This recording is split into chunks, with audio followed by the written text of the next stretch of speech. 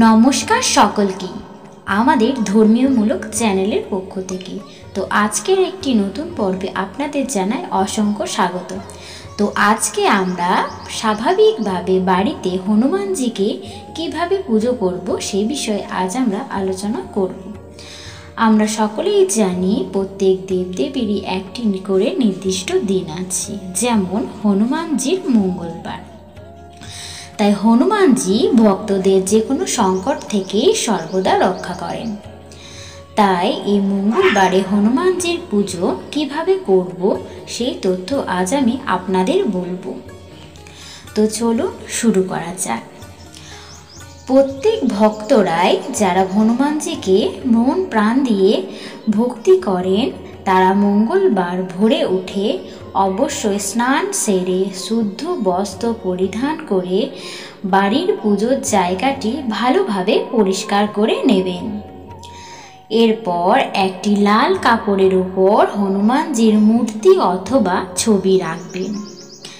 পুজোর আগে হনুমানজির মূর্তিটিকে ভালোভাবে স্নান করিয়ে নিন।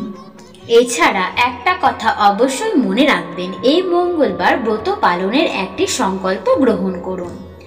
হনুমানজির মূর্তির পাশে প্রভু শ্রী রামচন্দ্র এবং মাতা সীতাকে একসাথে রাখুন।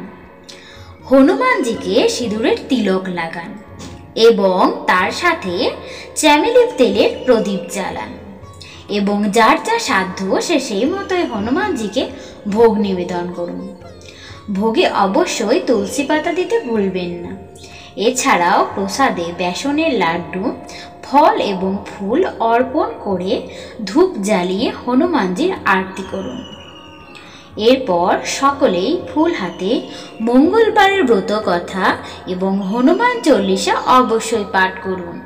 শেষে প্রভু শ্রী রামচন্দ্রের উদ্দেশ্যে এই বজরংবলীকে প্রণাম করুন। তো আজকের এই পর্বটি এখানেই সমাপ্ত হলো।